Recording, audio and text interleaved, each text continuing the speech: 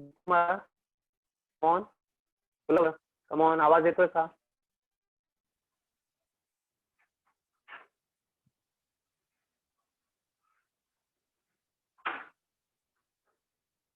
भैया नहीं देखा था।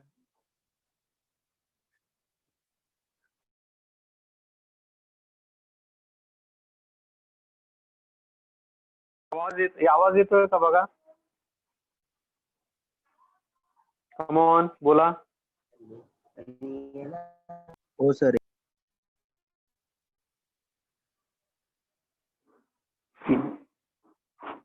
आवाज येतोय का?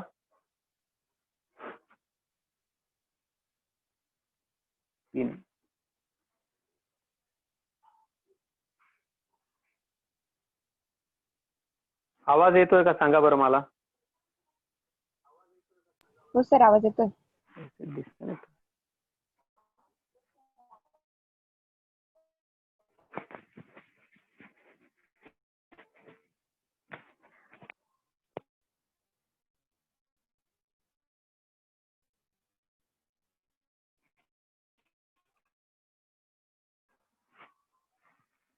म्हणती ओम बोला, पटकन बोला.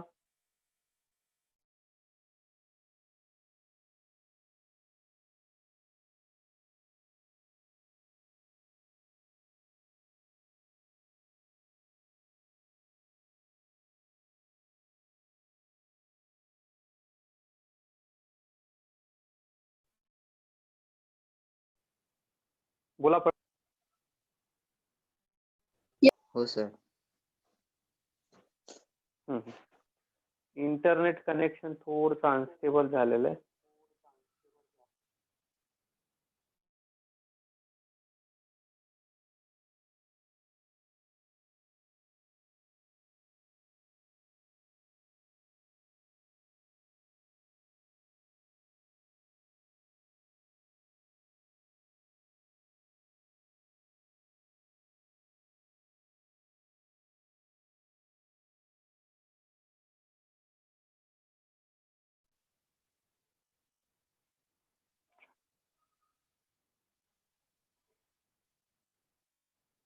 बोला आता एकदा बोला. तुमचा आवाज आला का मला समाधान होऊन जातं, म्हणजे मला कळतंय बरोबर. बोला. आदित्य. हो सर, येतोय आवाज. ठीक आहे. आता आपण काय पाहिलं की इथपर्यंत स्पर्म्स किती पोहोचले ते आपण पाहिलं. आता फर्टिलायझेशन साईट पर्यंत, फर्टिलायझेशनच्या साईट पर्यंत स्पर्म्स किती पोहोचले इकडे लक्ष द्या. आता सगळ्यांनी नीट लक्ष द्या.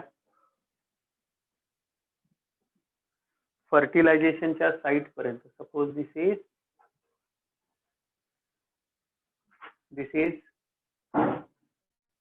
Secondary oocyte. ही काय बेटा आपली सेकंडरी oocyte आहे. ही जी आहे दिस इज सेकंडरी oocyte. आपण सेकंडरी oocyteचं स्ट्रक्चर प्रॉपरली शिकलोय, आठवतंय ना? बोला. हो सर. मागच्याच लेक्चर मध्ये आपण सेकंडरी oocyteचं प्रॉपर स्ट्रक्चर शिकलो, बरोबर. आणि याच्या आजूबाजूला कशा सेल्स आहेत, अशा भरपूर साऱ्या सेल्स आहेत. या ठिकाणी भरपूर साऱ्या अशा सेल्स येत आहे लक्षात. आणि या सेकंडरी oocyteला या सेकंडरी oocyteला बाळांनो या ठिकाणी एक ही जे पेरीव्हायटेलाइन स्पेस आहे, इथे या ठिकाणी काय आहे, काय इथे प्रेझेंट आहे बोला. एक अंकी सेल प्रेझेंट आहे. What is the name of this cell? Polar body. Roshan, what is the name polar of body. This cell? Polar body present आहे. हा, फर्स्ट पोलर बॉडी. आणि सॉरी इथे आणि या ठिकाणी हा एकचा न्यूक्लियस असेल. इथे काय असेल? एकचा न्यूक्लियस असेल. अंदाज लावा. आता नीट लक्ष द्या. या ठिकाणी अनेक स्पर्म्सनी याला घेरलेलं आहे. अनेक स्पर्म्सनी याला घेरलेलं आहे.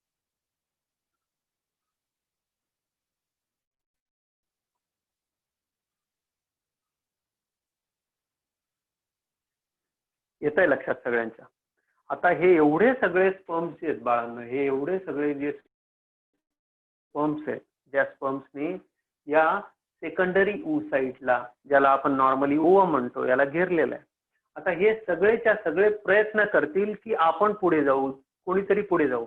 तर याच्यापैकी जो सगळ्यात आधी जातो लेअर, आता या लेअरचं नाव सांगा मला. या सगळ्या हे जे सगळ्यात बाहेरचा लेअर आहे, या लेअरचं नाव सांगा. पटकन सांगा, पटपट पटपट सांगत राहा. Come on. Corona radiata. लेअरचं नाव काय बेटा? क्या बात कोरोना आहे, रेडिएटा. Very good. याला काय म्हणतात? Corona radiata. बरोबर. या लेअर सगळ्यांनी लक्षात द्या. एक एक एक स्टेप समजून घ्या. दिस इज कोरोना रेडिएटाच्या सेल आहेत. Corona radiata.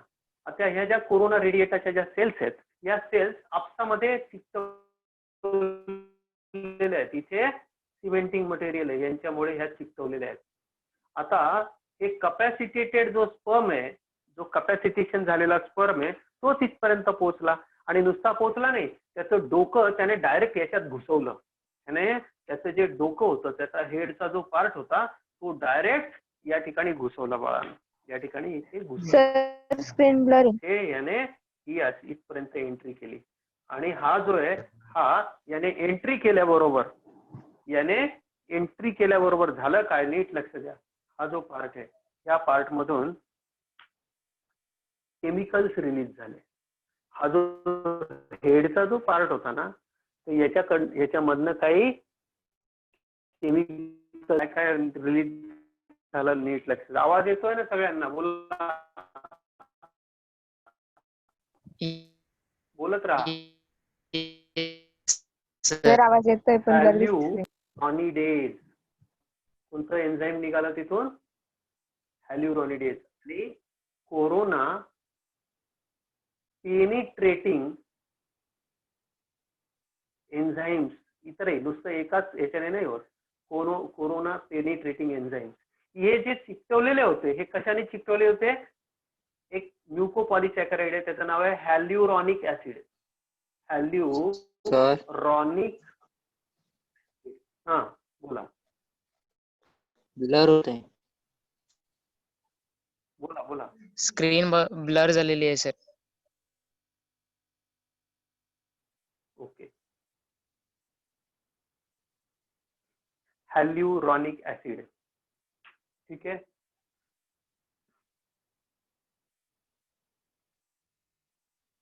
नॉर्मल झाली का? बघा. नॉर्मल झाली का सांगा मला. नाही सर ब्लर आहे. अजूनही ब्लर आहे. हो सर. हो.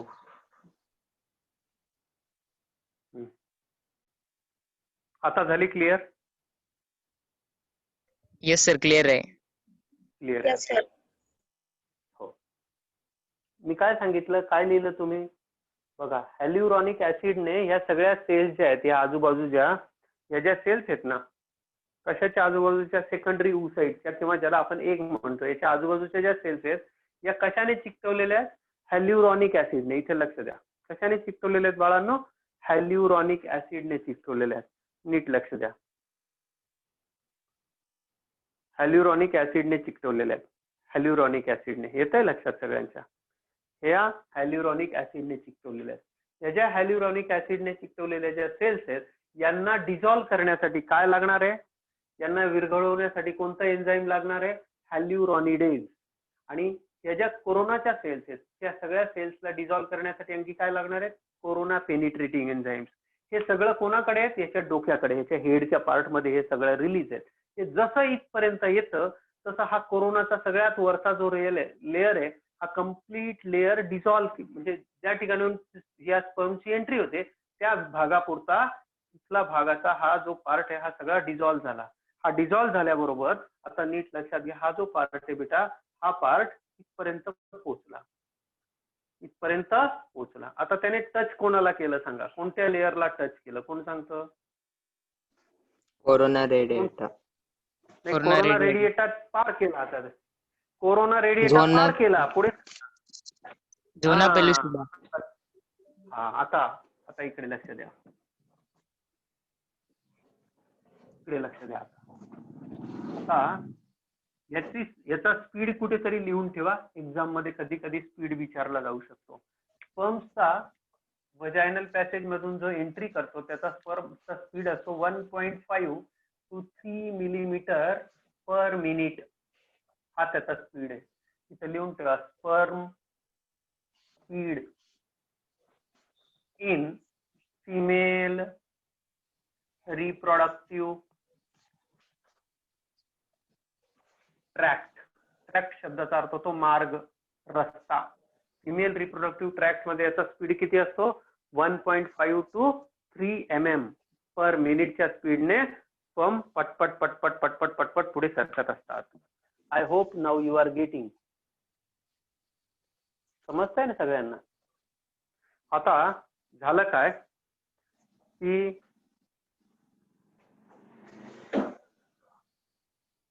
आता या स्पीडने हे इथे आले होते. इथे आल्यानंतर याचा जसा हेडचा पार्ट आहे बेटा, हा जो हेडचा जो पार्ट आहे याला टच करतं. टच केल्याबरोबर याला जसं टच करतं, आता 4-5 गोष्टी घडणार आहेत. लिसन व्हेरी केअरफुली, अतिशय काळजीपूर्वक लक्ष द्या. 4-5 गोष्टी घडणार आहेत या ठिकाणी. काय काय गोष्टी घडणार आहेत त्या एक एक गोष्ट नीट डोक्यात ठेवा. काय घडणार आहे? सगळ्यात पहिले इथे टच झाला. आता तुम्हाला माहिती आहे this is vegetal pole. This is, या पोलचं नाव काय? बोला, या पोलचं नाव? Animal pole. Animal pole. बरोबर. आता इथून जशी एंट्री केली याने टच केलं. टच केल्याबरोबर बघा सगळं ऑटोमॅटिकली कसं होतं. एकदम देवाचा तुम्हाला सांगतो, याच्यापेक्षा वेगळा चमत्कार काय असू शकतो. जसं ह्याला टच झाल्यानंतर आतापर्यंत ही काय होती? सेकंडरी oocyte होती. काय होती बेटा? सगळ्यांनी नीट लक्ष द्या. काय होती ही? एक आहे का अजूनपर्यंत एक बनली आहे का ही सेल? बोला. अजूनपर्यंत एक बनलेली नाहीये. ही काय आहे? सेकंडरी oocyte आहे. बोला, काय आहे अजूनपर्यंत? ही सेकंडरी oocyte आहे. काय बाळांनो, ही आतापर्यंत काय आहे? सेकंडरी oocyte आहे.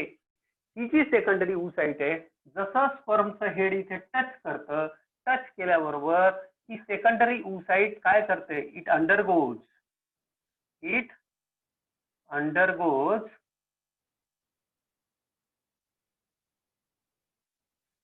meiotic division. It undergoes meiotic division, which was arrested in, कोणत्या स्टेजला अरेस्ट केली गेली होती? which was arrested in metaphase 2. Metaphase 2 मध्ये जी अरेस्ट केली गेलेली होती आणि ज्यामुळे फक्त एक पोलर बॉडी म्हणजे 2च सेल बनल्या होत्या ना. हे बघा, मियोसिस फर्स्ट मध्ये काय होतं? मियोसिस फर्स्ट मध्ये समजा ही प्रायमरी oocyte आहे. या प्रायमरी oocyteचं डिव्हिजन झाले तर एक मोठी सेल तयार झाली जिला आपण नाव दिले सेकंडरी oocyte. एक छोटी सेल तयार झाली, तिला नाव दिलं फर्स्ट पोलर बॉडी. हिचं नाव काय झालं? सेकंडरी. बोलत राहा, सेकंडरी oocyte. आवाज येतोय का सगळ्यांना? बोला. हिला ही जी एक मोठी Yes, सेल sir. तयार झाली तिचं नाव काय झालं? Secondary oocyte. जी हिच्यामध्ये ही जी तयार झाली हिचं नाव काय झालं? First polar body. This is first polar body. आता काय झालं? जसं स्पर्मच्या हेडने इथे याला झोना पेल्युसिडाला टच केलं. कशाला टच केलं? What is this membrane? ज्याला ह्या सेल्स सगळ्या चिकटलेल्या आहेत. या सगळ्या सेल्स ज्याला चिकटलेल्या आहेत या लेअरचं नाव काय? हा जो बाहेरचा जो लेअर आहे, हा, याचं नाव आहे झोना पेल्युसिडा. आणि त्याच्या आत एक फ्लुइड भरलेली स्पेस आहे. पेरिव्हायटल आणि या स्पेस. स्पेसला काय म्हणतात? पेरिव्हायटल पेरिव्हिटेलाइन. नीट लक्षात. पेरिव्हिटेलाइन स्पेस. पेरिव्हिटेलाइन और व्हिटेलाइन. पेरिव्हिटेलाइन स्पेस मध्ये काय प्रेझेंट आहे बेटा? पेरिव्हिटेलाइन स्पेसचं वैशिष्ट्य काय आहे? इथे काय प्रेझेंट आहे? फर्स्ट पोलर बॉडी इथे प्रेझेंट आहे. बरोबर आहे ना? इथे काय प्रेझेंट आहे बेटा? First polar body. सगळ्यांना समजतंय का जड जात आहे? कमॉन बोला पटकन. सगळ्या मुलींना मुलांना सगळ्यांनी सांगा. कमॉन. मानसी तुला कळतंय का? आदित्य कळतंय का? हो सर. समृद्धी, ऋतुजा. हो सर. गुड. हा, आता जसं ह्याला टच झाला, कशाला टच झाला? कशाला टच झाला? झोना पेलिसिडाला. झोना पेलिसिडाला टच झाल्याबरोबर झोना पेलिसिडा मध्ये हलचल तयार झाली. झोना पेलिसिडा ताबडतोब काय झालं बेटा? जसं ताबडतोब टच झाला, जसं ताबडतोब टच झाले तसं काय झालं? आतल्या आत एक रिॲक्शन झाली आणि जी रिॲक्शन झाली त्या रिॲक्शनचा परिणाम असा झाला की सेकंडरी ऊसाइटने आपलं जे मियोटिक डिव्हिजन जी होती जी इनकम्प्लीट होती, इनकम्प्लीट स्टेज होती ना, आता काय करेल? Meiotic division, second meiosis. आता याच्यानंतर बघा इथे ही काय आहे? सेकंडरी ऊसाइट आहे. अजूनही मी तिला एग म्हटलेलं नाहीये, ही पण ही एग आहे का? अजून नाहीये. आता काय झालं? जसं टच झालं, टच झाल्याबरोबर इकडे लक्ष द्या, ही जी सेकंडरी ऊसाइट आहे ती इथे काढतोय. ही सेकंडरी जी ऊसाइट आहे बेटा, ही सेकंडरी ऊसाइट ही कंप्लीट करेल, पुन्हा एक पोलर बॉडी छोटीशी रिलीज करेल आणि आता ही कंप्लीट एग बनेल. नाव this is called as female egg. Female egg. आता आलं लक्षात? आता या ठिकाणी ही जी सेल होती, ही सेल आता एक पहिलेच ऑलरेडी एक सेल आहे, तिचं नाव काय आहे? First polar body. आता ही दुसरी जी तयार झाली हिचं नाव काय झालं? Second polar body. हिचं नाव काय झालं बेटा? Second polar body. समजलं का? समजलं का? बोला. सेकंड पोलर बॉडी कुठून आली? कळलं का? आता ही याच सेल पासून, हिच्यापासून डिव्हिजन झाली, एक जी बनली ही प्युअर एग बनली आणि तिच्यापासून एक दुसरी तयार. मग हिचं काय होतं? ही जी पहिली आहे ही फर्स्ट पोलर बॉडी जी आहे, ही जी फर्स्ट पोलर बॉडी आहे ही सुद्धा डिव्हिजन करते आणि ही डिवाइड होऊन ही काय करते? तिथे ही पण आणखी दोन सेल तयार करू. म्हणजे टोटल बघा, कारण मियोसिस मध्ये टोटल सेल किती तयार होतात? बोला. मियोसिस मध्ये टोटल सेल, एका सेल पासून किती सेल तयार होतात? मियोसिस मध्ये किती? 4 सेल्स तयार होतात. बरोबर आहे ना? रोशन, किती सेल्स तयार होतात बेटा? सगळ्यांनी सांगा. मानसी, 4 सेल्स तयार होतात. म्हणजे आता काय झाल्या? हे बघा इकडे लक्ष द्या. या टोटल सेल झाल्या 1 2 3 3 सेल झाल्या आणि ही एक मोठी सेल. मोठी सेल जी होती दॅट इज ऍक्च्युअली एग. आता एग तयार झाली. आता तुम्ही म्हणजेच मला काय म्हणायचं आहे, इथे एक्झाम मध्ये अनेक वेळा विचारला गेलेला क्वेश्चन, एकदम महत्वाचा क्वेश्चन, की secondary oocyte is converted into egg at which time? तर unless there is a fertilization, जोपर्यंत फर्टिलायझेशन होत नाही तोपर्यंत ऍक्च्युअल फिमेल एगचं फॉर्मेशन होत नाही. ही गोष्ट अतिशय काळजीपूर्वक डोक्यात भरून घ्या सगळ्यांनी, न विसरता. काय सांगितलं मी? जोपर्यंत फर्टिलायझेशन होणार नाही तोपर्यंत ऍक्च्युअल फिमेल एगचं फॉर्मेशन होत नाही. फर्टिलायझेशन म्हणजे जोपर्यंत स्पर्म तिला टच करत नाही, जोपर्यंत स्पर्म तिला ऍक्च्युअली टच करत नाही तोपर्यंत ती काय राहते? शेवटपर्यंत सेकंडरी oocyte म्हणूनच शरीराच्या बाहेर टाकली जाते. मेन्स्ट्रुएशन मधून, पाळीच्या रक्तातून ती तशी बाहेर टाकली जात असते दर महिन्याला. म्हणजे जोपर्यंत फिमेलचं मॅरेज होत नाही, जोपर्यंत मॅरेज होत नाही तोपर्यंत स्पर्म त्या काय म्हणूया त्याला, झोना पेलिसिडाला टच करत नाही तोपर्यंत ती सेकंडरी oocyteच राहते. तिला एकदा स्पर्मच्या हेडचा टच झाला की ताबडतोब तिचं कन्व्हर्जन कशात होतं? एग मध्ये होतं आणि आणखी एक पोलर बॉडी रिलीज केली जाते आणि तिथे कधी कधी 3 पोलर बॉडीज दिसतात आपल्याला आणि कधी कधी 2च दिसतात. ह्या ओव्हर द पिरियड ह्या नष्ट होतात. या सगळ्याच्या सगळ्या नष्ट होतात. आता हा इव्हेंट आय होप तुम्हाला सगळ्यांना क्लिअर झालेला आहे. हा इव्हेंट कळला का? हा प्रसंग कळला का सगळ्यांना? इथपर्यंत कोणाला काही प्रॉब्लेम आहे का सांगा. ज्या स्टेपला थांबवायचं असेल त्या स्टेपला मला सांगा. आता इथपर्यंत स्पर्मने टच केलेलं आहे. कशाला टच केलेलं आहे बेटा? झोना पेल्युसिडाला टच केलाय. टच केल्याबरोबर कालचं जे तुम्हाला एग मी सांगितलेला आहे तो एगचं डायग्राम ओपन करा, तुम्हाला कळेल आता पुढचं. आता त्याच्या पुढचा प्रसंग सांगतो तुम्हाला आता होतं काय.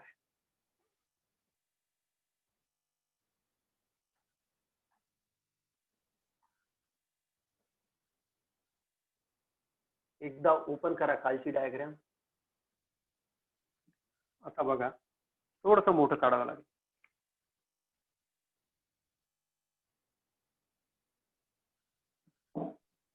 सर बोला. क्वेश्चन आहे. विचार ना. कोण ते तुम्ही बोलतंय? 2 एन्झाईम सांगितले, ते 2 एन्झाईम स्पर्म कडे असतात ना? स्पर्मच्या हेड मध्ये असतात. स्पर्मच्या हेड मध्ये असतात सगळे एन्झाईम्स बेटा. हे एक गोष्ट लक्षात ठेव. हा जो पार्ट आहे ना, हा स्पर्मचा पार्ट आहे. इकडे लक्ष द्या. हा स्पर्मचा पार्ट आहे. या स्पर्मच्या पार्ट मध्ये इथे तुम्ही मागचं वाचलेलं दिसत नाही. हा जो पार्ट आहे ह्या पार्टला आपण म्हणतो ऍक्रोसोम. हे ऍक्रोसोम कशापासून बनलेलं आहे? गोल्गी कॉम्प्लेक्स पासून बनलेलं आहे. कशापासून बनलेलं आहे? गोल्गी कॉम्प्लेक्स पासून. हे गोल्गी कॉम्प्लेक्स मुळे इथे निरनिराळ्या प्रकारचे एन्झाईमच भरले. एक प्रकारचा बॉम्ब समजा. हा बॉम्ब कशासाठी आहे? हा या जी मोठी, आणि लक्षात ठेवा सायंटिस्ट लोक म्हणतात की स्पर्मचा जो पार्ट आहे, स्पर्म आणि ओव्हम यांच्यामध्ये जर कंपॅरिझन करायचं ठरलं तर स्पर्म पेक्षा 200 का त्याच्यापेक्षा जास्त पट मोठा असतो. म्हणजे हा जो फिमेल एग आहे हा कैक पटीने मोठा आहे. Sperm is very tiny. ही गोष्ट जी नाही याची साईज जवळजवळ आहे ना 0.1 mm च्या आसपास आहे बेटा. ही खूप मोठी सेल झाली आणि हे मायक्रोमीटर मध्ये, हा जो स्पर्म आहे ना ते एकदम मायक्रोमीटर मध्ये. आलं लक्षात? म्हणजे खूप मोठी ही सेल, खूप मोठी आहे. त्या मानाने स्पर्म अतिशय टायनी.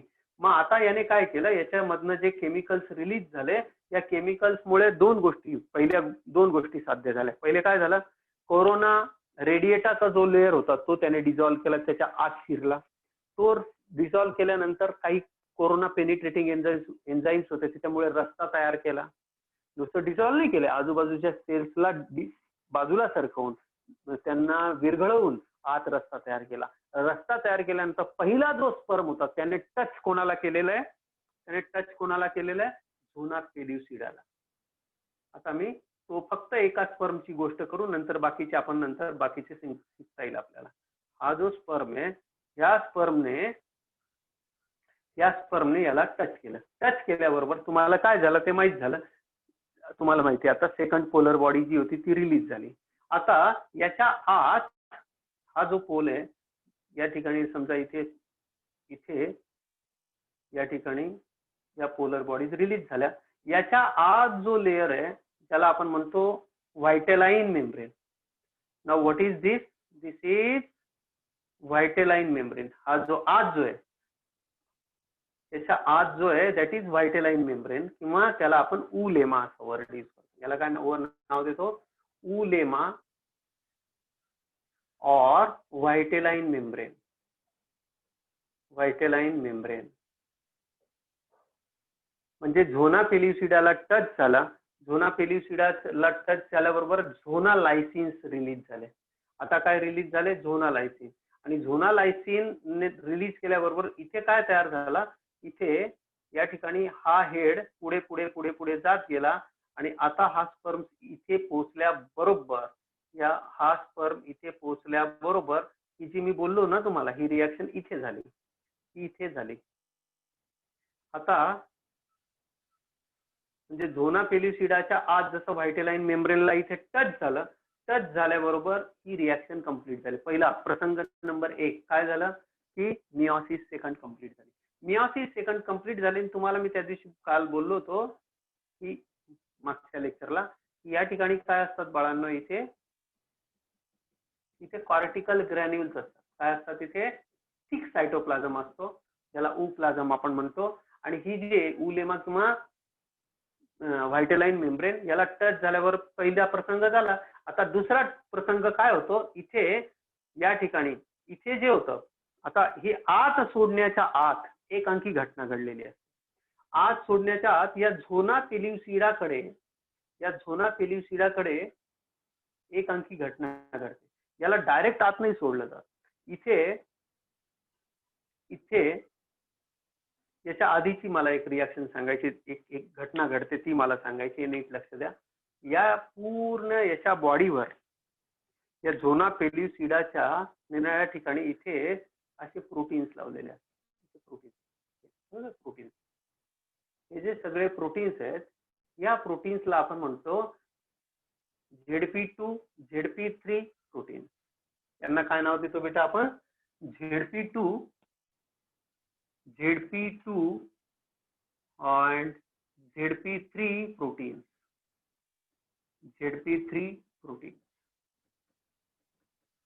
ZP2, ZP3 protein.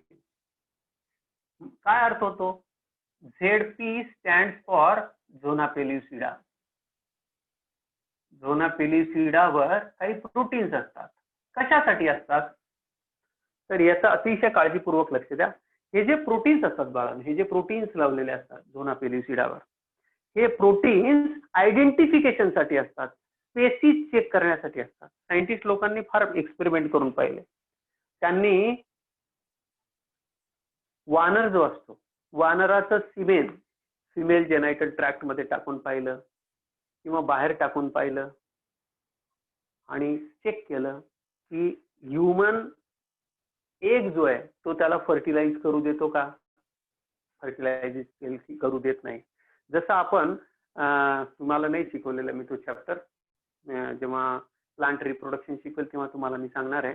तर इथे चेक केलं जातं स्पेसीज टू स्पेसीज. आता आपल्या जो मेलचा जो स्पर्म असतो त्याच्याकडे असतं, इथे याच्याकडे जे असतं ते अँटी, नीट लक्षात द्या, इथे असतं याच्याकडे फर्टिलायझिन. काय असतं याच्याकडे, फर्टिलायझिन. आणि स्पर्म कडे असतं अँटी फर्टिलायझिन. काय असतं, स्पर्म कडे काय असतं बाळांना, अँटी फर्टिलायझिन. आणि याच्याकडे असतं फर्टिलायझिन प्रोटीन. या प्रोटीनचं नाव काय, ZP2, झोना पेल्युसिडा 2, झोना पेल्युसिडा 3. येतं लक्षात.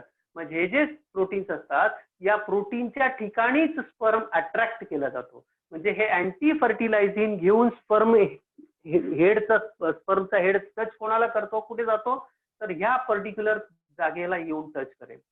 आणि ह्या पर्टिक्युलर जागेला टच केला तर याला अलाउड केलं जातं. इथं मग सायंटिस्ट लोकांनी निराळे स्पर्म्स टाकून पाहिले, कोणालाही इथे टच सुद्धा करू दिला गेला नाही किंवा अजिबात त्यांना जवळ फटकू दिलं नाही.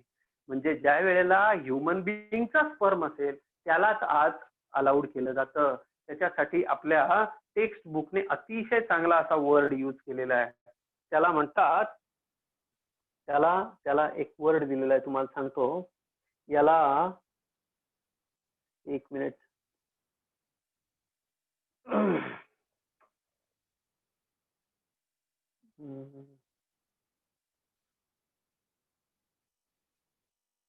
mechanism of fertilization, page number 31. Semen released during ejaculation has sperm and some secretions. Coagulated sperm now undergoes liquefaction of sperm become active. हा इकडे बघा, राईट हँड साइडच्या पॅरामध्ये entry of sperm into the egg, page number 31. बघा, the zona pellucida has fertilizin receptor protein ZP3, ZP2.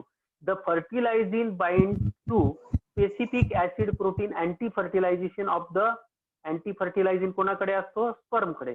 It brings about attraction of sperm to the egg, enhance the fertilization. Fertilizin anti-fertilizin interaction is species specific. त्या स्पेसीजचा sperm त्या स्पेसीजला fertilise करू शकतो. जसं माणसांना check करण्यासाठी scientist लोकांनी केलं तसंच बाकीच्या फिमेल्सला पण, म्हणजे मेलचा स्पर्म घ्यायचा, ह्युमन मेलचा स्पर्म घ्यायचा आणि त्या गाढवीत टाकून पाहिले असतील, घोड्यात टाकून पाहिले असतील, बरोबर, वानरीमध्ये टाकून पाहिले असतील, निराळ्या जातीच्या फिमेल्स मध्ये टाकून पाहिलं तर त्यांनीही रिस्पॉन्स केला नाही. तसंच ह्युमन बिंगच्या जे सेकंडरी oocyte आहे त्या सेकंडरी oocyteच्या आसपास बाकीचे पण स्पर्म टाकून पाहिले, पण याला ते मॅच झाले नाही. म्हणजे याला काय म्हणतात, याला वर्ड त्यांनी दिलेला आहे, स्पेसिफिक वर्ड, कॉम्पिटॅबिलिटी रिॲक्शन. याला काय वर्ड आहे बेटा, नीट लक्षात ठेवा. सगळ्यात पेज नंबर 31 वर सगळ्यात लास्ट लाईन आहे उजव्या हाताच्या पॅरामध्ये लास्ट लाईन आहे कॉम्पिटॅबिलिटी रिॲक्शन. ही जर कॉम्पिटॅबिलिटी राहिली नसती तर कोणताही स्पर्म कुठल्याही आणि कोणतीही प्रजाती तयार झाली असती, पण इथे त्या गोष्टीला प्रिव्हेंट केलं. येतंय लक्षात? म्हणजे दोन घटना सांगितल्या. पहिली घटना काय सांगितली, याला टच केल्याबरोबर याला टच करतं, पण हे टच करण्याच्या आधी त्याला पार कशातनं व्हावं लागतं, ह्या फर्टिलायझिंग अँटी फर्टिलायझिंग रिॲक्शन मधून पार व्हावं लागतं. आणि मग जेव्हा याला आत सोडलं जातं, हा झोना पेल्युसिडाला ब्रेक करण्यासाठी या स्पर्मकडे एक एन्झाईम असतो.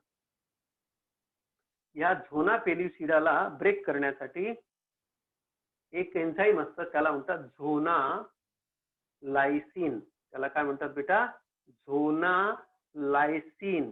म्हणजे त्याचं जेव्हा हे जे डोकं आहे ना, हे डोकं जेव्हा याच्यावर आदळतं तेव्हा आदळल्यानंतर याच्यातला ॲक्रोसोम जो पार्ट असतो, मी आता जो मगाशी असा दाखवला होता तुम्हाला ॲक्रोसोम, याच्यातले एन्झाईम्स, झोना लायसिन एन्झाईम्स बाहेर पडतात. ते केमिकल बाहेर पडतात, ते एन्झाईम्स बाहेर पडतात. इथे छिद्र पडतं. हे छिद्र पडल्यानंतर हा स्पर्म याला टच करतो. हा टच केल्यानंतर काय होतं ते तुम्ही सगळेजण शिकले. हा जो टच केलेला पार्ट आहे, हा जो स्पर्मचा जो पार्ट आहे, हा जो पार्ट आहे, आता हा टच केल्याबरोबर इथे तुम्हाला काय झालं हे पुढचं माहिती. जसं याला टच झालं तसं पहिलं काम काय झालं, पहिलं झालं की मियोसिस कंप्लीट झाली. आता दुसरं काय होतं, हे जे कॉर्टिकल्स मध्ये येते याची पोलॅरिटी बदलते, या एगची पोलॅरिटी बदलते. बघा पहिला प्रसंग मी सांगितला, इथे फर्टिलायझिंग अँटी फर्टिलायझिंग, त्याच्यानंतर याची एंट्री झाली, कशाला टच केलं, उलेमाला. हे काय आहे, पेरीव्हायटेलाइन स्पेस. आता जसं उलेमाला किंवा व्हायटेलाइन मेम्ब्रेनला टच झालं तसं ह्याच्यामधले जे कॉर्टिकल ग्रॅन्युल्स आहेत त्यांना काय वर्ड यूज करतो आपण, कॉर्टिकल ग्रॅन्युल्स. हे कॉर्टिकल ग्रॅन्युल्स जे आहेत या छोट्या छोट्या सॅक्स असतात बेटा, वेसिकल्स. हे वेसिकल्स ताबडतोब एक केमिकल बाहेर रिलीज करतात. हे जे असतात ना, हे याला टच होतात. हे सगळे कॉर्टिकल्स याला टच होतात, हे मेम्ब्रेनला आतून टच होतात. नीट लक्ष द्या, हे सगळेच्या सगळे इथे टच होतात. आणि हे टच झाल्याबरोबर 2-3 घटना ऍट ए टाइम सांगणार आहे मी. हे टच करतात आणि टच केल्याबरोबर याच्यातनं एक केमिकल बाहेर सोडतात. हे जे केमिकल बाहेर सोडतात, हे केमिकल बाहेर रिलीज करतात. इथे त्यामुळे हा जो लेअर असतो हा कडक होतो, इट बिकम्स हार्ड. आणि याला नाव देतात आता फर्टिलायझेशन मेम्ब्रेन. आता काय नाव देतात त्याला, फर्टिलायझेशन मेम्ब्रेन. म्हणजे आतापर्यंत जे व्हायटेलाइन मेम्ब्रेन होतं त्या मेम्ब्रेनचं रूपांतर कशात झालं, फर्टिलायझेशन मेम्ब्रेन. हे कळलं का सगळ्यांना, बोला. बघा, स्पर्मने टच केल्याबरोबर किती घटना घडतायत, येत आहे. म्हणजे आता काय झालं, या आजूबाजूला काय झालं, एक केमिकल रिलीज केलं गेलं. आणि ते जे केमिकल रिलीज केलं गेलं बाळांनो, हे जे केमिकल रिलीज केलं गेलं त्याच्यामुळे काय झालं, ह्या केमिकल रिलीज केल्यामुळे या आजूबाजूला इथे हे जे केमिकल रिलीज केलं गेलं त्यामुळे हे जे व्हायटेलाइन मेम्ब्रेन जे होतं, हे व्हायटेलाइन मेम्ब्रेनचं रूपांतर कशात झालं, फर्टिलायझेशन मेम्ब्रेन मध्ये. हे कळलं का, बोला. काहींनी तोंडाने उत्तर दिलं तरी चालेल, काहींनी थंब पाठवले, थँक्यू. बोला. हो सर. बरोबर. आता हे कॉर्टिकल ग्रॅन्युल सगळे बाजूला गेले. आता बघा, आता एक तिसरी घटना घडते, अत्यंत काळजीपूर्वक लक्ष द्या.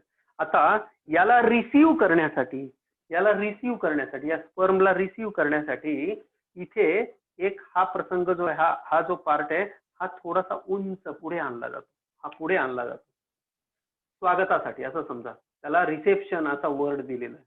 हा पार्ट असा पुढे तयार होतो. हा जो पार्ट आहे ना, हा पार्ट असा तयार होतो. हा उंच उचलला जातो हा पार्ट. आणि मग याच्यातनं एंट्री स्वागत केलं जातं. कशाचं? वा वा वा रे वीर वा, किती मोठे तुम्ही वीर आहात, तुम्ही इथपर्यंत पोहोचलात, तुमचं स्वागत असो, तुमचं स्वागत असो, तुमचं स्वागत असो. आलं लक्षात? हा बरं. आता याच्या स्वागतासाठी जो कोन तयार केला जातो, this cone is now called as fertilisation cone. काय तयार केला जातो इथे स्वागतासाठी? Fertilisation cone. म्हणजे 3 घटना घडल्या. काय घटना घडल्या? टच केल्याबरोबर मियोसिस 2 कंप्लीट केलं गेलं. टच केल्याबरोबर दुसरी गोष्ट, हे मेम्ब्रेन जे होतं ते पूर्ण कडक केलं गेलं, हार्ड बनवलं गेलं, ज्याला व्हायटेलाईन मेम्ब्रेनचं रूपांतर आता कशात झालं? Fertilization membrane. प्रसंग 3, हा भाग थोडासा उचलला गेला आणि याला आत घेण्यासाठी, स्वागत करण्यासाठी आला. आणि जसा हा स्पर्म आत घेतला गेला, हा पूर्ण पार्ट, काही बुक्स मध्ये निराळ्या पद्धतीने दिले, हा एवढा पार्ट जो असतो, इथून एवढा जो पार्ट असतो, याला आत घेतलं जातं, बाकी टेल बिल बाहेर टाकली जाते आणि याला आत घेऊन टाकलं जातं. आता जसं हा स्पर्म, आता हा थोडासा हा एलिव्हेटेड पार्ट आहे, इथून हा स्पर्मचा हा पार्ट जो आहे, हा पार्ट इथे प्रॉक्सिमल सेंट्रिओलचा पार्ट, हा पूर्ण आलेला स्पर्मचा न्यूक्लियस, हे सगळं आत जातं. आणि या ठिकाणी तुम्हाला माहिती आहे इथे काय आहे? फिमेलचा न्यूक्लियस आहे, ज्याला आपण प्रो न्यूक्लियस म्हणतो. इथे काय आहे? फिमेलचा प्रो न्यूक्लियस. आणि इथे या ठिकाणी काय आहे? इथे सेंट्रिओल असतं. काय असतं बेटा याच्याकडे? सेंट्रिओल असतं. हे सेंट्रिओल सकट आत गेलेला आहे. हा सेंट्रिओल सकट आत घेतला गेला. आता हे दोन्ही या ठिकाणी एकत्र आले. आता हे झोना पेल्युसिडाचं काय होतं नीट समजून घ्या. या झोना पेल्युसिडाने आता आजचं मेम्ब्रेन तयार झालं, या झोना पेल्युसिडा पूर्ण पॅक होतो. आता बघा, पहिलं कव्हरिंग, दुसरं कव्हरिंग, हे एवढ्या ठिकाणी प्रोटीन का लावलेले आहेत की समजा स्पर्म रस्ता चुकला तर जिथे त्याला वाटेल तिथून तो एंट्री करू शकतो. आता ज्या स्पर्मने, पहिल्या स्पर्मने जशी याला टच केलं, पहिल्या स्पर्मने जसं याला टच केलं, टच केल्याबरोबर इथं कॉर्टिकल, ह्या घटनेला म्हणतात, हे जे कॉर्टिकल्स आहेत ज्याच्यामुळे हे फर्टिलायझेशन मेम्ब्रेन तयार झालं, या घटनेला म्हणतात कॉर्टिकल रिॲक्शन. याला काय म्हणतात? Cortical reaction. तुम्हाला विचारलं कॉर्टिकल रिॲक्शन मध्ये मुळे काय होतं, तर फॉर्मेशन ऑफ फर्टिलायझेशन मेम्ब्रेन होतं. काय होतं बाळांनो? फॉर्मेशन ऑफ फर्टिलायझेशन मेम्ब्रेन होतं. कळतंय का सगळ्यांना? याला म्हणतात, कारण कॉर्टिकल ग्रॅन्युल्स जे होते, ते कॉर्टिकल ग्रॅन्युल्सनी काय केलं? केमिकल बाहेर सोडलं आणि यामुळे हे हार्ड झालं. आता याचा फायदा होतो का काही? याचा सगळ्यात मोठा फायदा लिहून ठेवा. कोणत्या याच्यामुळे मेलचा स्पर्म किंवा ह्युमन मेलचा स्पर्म ह्युमन एगला फर्टिलाइज करू शकतो? तर तो जर विचारलं तर तुम्हाला माहिती पाहिजे, ZP2, ZP3 हे जे प्रोटीन्स असतात त्याच्यामुळे ह्युमन मेलचा स्पर्म ह्युमन फिमेलच्या एगला फर्टिलाइज करू शकतो, अदरवाईज दुसरे स्पर्म फर्टिलाइज करू शकत नाही. त्याला म्हणतात फर्टिलायझिंग अँटी फर्टिलायझिंग रिॲक्शन. त्याला काय वर्ड यूज करतो? Fertilising anti fertilising reaction. यालाच म्हणतात कॉम्पिटॅबिलिटी रिॲक्शन. याला दुसरं काय नाव आहे? Compatibility reaction. कॉम्पिटॅबिलिटी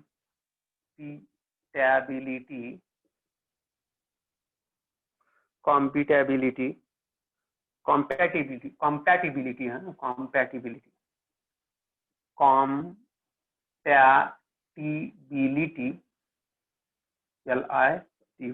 रिॲक्शन. नीट स्पेलिंग लिहा. Compatibility reaction. कॉम्पॅटिबल असेल तोच फर्टिलाइज करू शकेल, कोणताही स्पर्म फर्टिलाइज करू शकत नाही. जो कॉम्पॅटिबल असेल, जो सक्षम असेल तोच स्पर्म याला फर्टिलाइज करू शकतो. म्हणजे तोही ह्युमनचा स्पर्म पाहिजे, दुसरा कुठल्याही जातीतला, दुसऱ्या कुठल्याही नराचा मेलचा स्पर्म चालणार नाही. नाही तर मग कुत्र्याचा आहे, म्हशीचा, हेल्याचा आहे, बैलाचा आहे, त्याचं कुठलाही स्पर्म चालत नाही, फर्टिलायझेशन होणार नाही, रिजेक्ट केलं जातं. आणि त्याच्यासाठी जे प्रोटीन्स मदत करतात त्या प्रोटीन्सचं नाव आहे अँटी फर्टिलायझिंग प्रोटीन्स. त्यांचं नाव काय? ZP2 ZP3. कुठे प्रेझेंट असतात? झोना पेल्युसिडावर. आय होप आता एकदम सगळ्यांना क्लिअर झालं आहे. हे कळलं ना सगळ्यांना? Come on. हो ओके. आता त्याच्या पुढे काय होतं तेवढं सांगतो आणि मग आपण आजचं लेक्चर स्टॉप करूया. आता इथपर्यंत तुम्ही सगळेजण आले. आता याचा फायदा काय झाला की ज्याच्यामुळे हे फर्टिलायझेशन मेम्ब्रेन तयार झालं? याचा काय फायदा झाला? फायदा असा झाला बाळांनो की पॉलीस्पर्मी इज अवॉइडेड. म्हणजे बाकीच्या स्पर्मची एंट्री अवॉइड केली. Polyspermy is avoided. Why? Due to formation of fertilization membrane. काय फायदा झाला? तर हा फायदा झाला. नाही तर बाकीच्याही स्पर्मला एंट्री मिळाली असते ना. तुम्हीच विचार करा. आणि आपल्याला एकच स्पर्म पाहिजे. लाखो नाही करोडो हो राहू द्या, करोडो नाही अब्जो राहू द्या, कितीही स्पर्म राहू द्या, आपल्याला त्याच्याशी काही घेणं देणं नाही. आपलं काम काय की एका एगला फर्टिलाइज करण्यासाठी एकच स्पर्म आत गेला पाहिजे. कारण आपण सगळेजण 2N ऑर्गॅनिझम आहोत. कसे आहोत? 2N. त्याच्यातले 2N जे आहे, एक N जो आहे तो मम्मीचा आहे आणि एक N जो आहे तो पप्पांचा आहे. एक N मेल चा आणि एक N फिमेल पॅरेंटचा. आणि हे दोन्ही N एकत्र आल्यानंतर हे 2N तयार होतं. आणि मग आपण याला झायगोट म्हणतो. आता हा प्रश्न निकालाच निघाला की पॉलीस्पर्मी अवॉइड करण्यासाठी. बाकीचे स्पर्म आपोआप ज्या आजूबाजूच्या सेल्स असतात फॅलोपियन ट्यूब मध्ये, ही सगळी घटना घडते कुठे? अँप्युला. कोणत्या पार्ट मध्ये बेटा? नीट लक्ष द्या. कुठे होते ही सगळी घटना? कुठे घडली जाते? हे सगळं कुठे घडलं जात आहे? नीट लक्ष द्या. हा पार्ट जो आहे ना, इथे ही सगळी घटना, या सगळ्या घटना या ठिकाणी घडत आहेत. तुम्ही असे एक रफ डायग्राम काढू शकता. This is called as ampulla of fallopian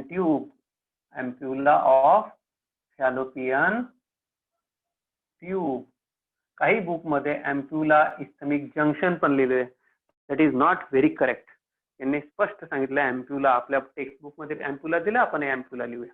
आता इथपर्यंत हे सगळं झालं. आता इथे लक्ष द्या सगळ्यांनी. आता हा काय? मेलचा प्रोन्यूक्लियस आहे. या स्पर्मचा, याला म्हणतात मेल प्रोन्यूक्लियस. याला काय म्हणतात? Male pronucleus. हे जे होते, ज्याला आपण आतापर्यंत नाव देत होतो जर्मायनल व्हेसिकल. काय नाव देत होतो? काल बघा, तुम्ही बघा डायग्राम मध्ये दिलेलं आहे. कालच्या डायग्राम बघा एकदा. त्याला आपण फिमेलच्या न्यूक्लियसला नाव काय दिलं होतं? काय नाव दिलं होतं बघा, सांगा मला. जर्मायनल व्हेसिकल नाव दिलेलं आहे. काय नाव दिलेलं आहे? जर्मायनल व्हेसिकल. मागच्या लेक्चर मध्ये झालाय. इथे हा जो प्रश्न आहे, व्हॉट इज दिस?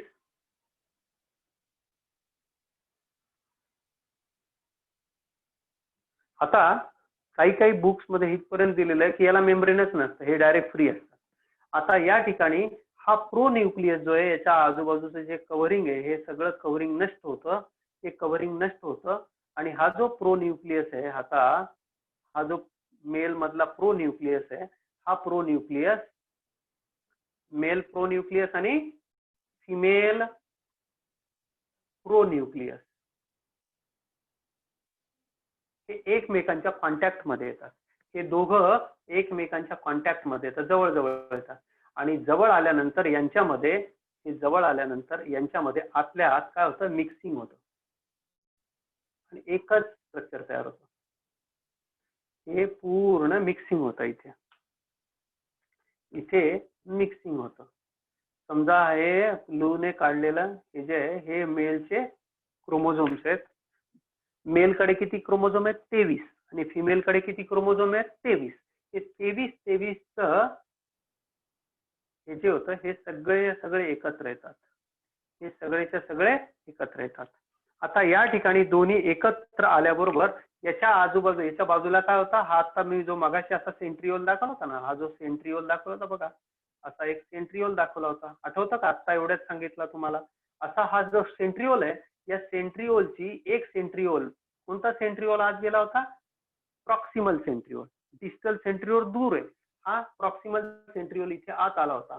हा जो प्रॉक्सिमल सेंट्रिओल आहे याची कॉपी बनवली जाते, याचे हे दोन बनवले जातात. एक सेंट्रिओल या कोपऱ्याला येतो आणि एक सेंट्रिओल या कोपऱ्याला येतो. म्हणजे आता हे दोन्ही सेंट्रिओल झाले. आता इथे काय झालं, हे दोन्हीच्या दोन्ही इथे मिक्स होतात आणि याला म्हणतात सिन कॅरिऑन. याला काय म्हणतात? सिन म्हणजे एकत्र येणं, मिक्स होणं. सिन कॅरिऑन और कॅरिओगॅमी. कॅरिओगॅमी यालाच आपण म्हणतो अँफिमिक्सिस. याच घटनेला आपण काय म्हणतो? अँफिमिक्सिस. म्हणजे खऱ्या अर्थाने फर्टिलायझेशन या ठिकाणी पूर्ण झालं. आलं लक्षात? मग हे सगळे मिक्स होतात. हे मिक्स झाल्यानंतर हे पूर्ण आतल्या आत काय भरलेलं आहे? प्लाझम भरलेलं आहे. मग हे संपूर्ण या ठिकाणी स्वतःला असे अरेंज करतात. कसे अरेंज करतील दाखवतो तुम्हाला.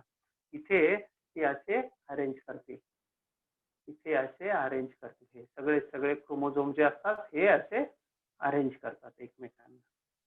इथे हे एकमेकांना असे अरेंज करतील, इथे एकमेकांना अरेंज करतात. हे पूर्ण इथे असे अरेंज करतात आणि हे अरेंज केल्याबरोबर या इथून ते लक्ष द्या. What is this? This is centriole. या सेंट्रिओल मधून असे फायबर्स निघतात. हे सेंट्रिओल मधून असे फायबर्स निघतात इथून. हे जे फायबर्स आहेत हे फायबर्स इथे असे तयार होतात. हे सगळे फायबर्स याला इथे येऊन टच करतात इथे. आणि हे फायबर जे असतात हे ह्या जॉईंट्स वर चिकटतात. हे जे जॉईंट्स आहेत ना क्रोमोझोमचे, समजा हा क्रोमोझोम आहे, हा क्रोमोझोम आहे, त्या क्रोमोझोमच्या जॉईंटला इथे चिकटतात. इथे चिकटतात. आता इथे अलाइनमेंट झाली, ही सगळे इथे चिकटतात आणि हे जे चिकटतात हे चिकटल्याबरोबर जसे इकून चिकटतात तसे इकून पण चिकटतात. हे सगळे इथे चिकटतील, हे सगळे चिकटतील. आता इथे काय होतं, हे पूर्ण चिकटले, याचे दोन भाग होतील आणि इथून मग सेल डिव्हिजन सुरू होते. इथून एका सेलचे दोन सेल होतात. या स्ट्रक्चरला जे मी आता सांगितलं ना मगाशी, ते मिक्स होतं, तेव्हापासून आपण याला म्हणायला लागतो झायगोट. काय म्हणायला लागतो? झायगोट. काय म्हणतो याला आपण आता? फर्टिलायझेशन कंप्लीट झालं, अँफिमिक्सिस झालं. दोन्हीच्या दोन्ही मेल प्रोन्यूक्लियस फिमेल प्रोन्यूक्लियस एकमेकांमध्ये मिक्स झाले, त्यांच्यातले जेनेटिक मटेरियल मिक्स झालं की लगेच ताबडतोब काय होतं, इथे पूर्ण एक स्ट्रक्चर तयार होतो. आता एक महत्वाची घटना घडते. महत्वाची घटना काय? हा जो पार्ट आहे, हा झोना पेलिसिडा, जर फर्टिलायझेशन झालं एकदा, विषय संपला की हा झोना पेलिसिडा नष्ट होत नाही. झोना पेलिसिडाच्या आजूबाजूच्या कोरोना रेडिएटाच्या ज्या सेल्स आहेत त्या हळूहळू नष्ट होतात आणि झोना पेलिसिडा चार्ज घेतो. आता मीच सांभाळणार आहे तुम्हाला. झोना पेलिसिडा अजिबात दुसऱ्या कुठल्याही प्रत्येक गोष्टीपासून या झायगोटचं प्रोटेक्शन करतो आणि आत काय व्हायचं ते होऊ द्या, मी बाहेरून कोणालाही आत येऊ देणार नाही. आता ही माझी जबाबदारी झाली. मी कोणालाही आत प्रवेश करू देणार नाही, कोणतेही केमिकल आत येऊ देणार नाही. माझी इच्छा असेल तर बस. आता हा सगळा एकदम कंप्लीट तयार झालेला आहे आणि आतल्या आत आता डिव्हिजन सुरू होते. काय आम्हाला कळलं हे की झायगोट ही डिप्लॉइड सेल आहे. म्हणजे झायगोट मध्येच ठरवून जातं की मुलगा होणार की मुलगी होणार. कसं ते सांगतो. आता हा जो स्पर्म आहे बेटा, नीट लक्षात द्या, हा जो स्पर्म आहे, हा स्पर्म 22+X घेऊन येऊ शकतो किंवा हा स्पर्म जो आहे 22+Y घेऊन येऊ शकतो. आता कोणता आत गेलेला आहे ते सगळं देवाच्या हातची गोष्ट, कोणता आत गेला असेल तो. आणि ही एग जी असतात, या एग मध्ये नेहमी, या एगच्या न्यूक्लियस मध्ये नेहमी एक्स क्रोमोझोम असतो. म्हणजे एग कसा असतो नेहमी लक्षात ठेवा. एग इज ऑलवेज, हा वर्ड लिहून ठेवा. Egg is always 22+X. Female मध्ये जेवढे एग तयार होतील ते कसे असतील 22 प्लस एक्स. मात्र मेल मध्ये 2 प्रकारचे स्पर्म तयार होतील. एक तर मेल इकडे फिमेल स्पर्म तयार होईल. मी असं काढतो आता इथे समजा ही मुलगी आहे बरोबर, असं काढू, थोडं चांगलं काढूया. ही समजा ही मुलगी आहे बरोबर, ही मुलगी आहे, ही मुलगी आहे 22 प्लस एक्स. हा मुलगा आहे, हा मुलगा आहे गरीब बिचारा, हा मुलगा आहे 22 प्लस वाय बरोबर. याच्यापैकी जो स्पर्म इथे गेला असेल त्याच्यानुसार या एगचं किंवा या झायगोटचं भवितव्य ठरतं इथे, आलं लक्षात. आणि त्याच्यापासून डिव्हिजन तयार होते. याच्यामध्ये खूप सारे डिव्हिजन्स होतात. त्या डिव्हिजन्सला आपण म्हणत असतो क्लिव्हेजेस किंवा क्लिव्हेजेसचा वर्ड यूज. काय वर्ड यूज करतो? क्लिव्हेज. आणि इथून क्लिव्हेज सुरू होते. उद्या आपण बघू की क्लिव्हेजेस होऊन होऊन होऊन होऊन यांच्यामध्ये एम्ब्रियोची डेव्हलपमेंट कशी होते, कशा पद्धतीने ते युटेरसच्या वॉलला चिकटतात आणि त्याची डेव्हलपमेंट कशी होते. उद्या आपण एम्ब्रिओलॉजीच्या पार्टमध्ये ते शिकूया. आय होप तुम्हाला लक्षात आलं असेल.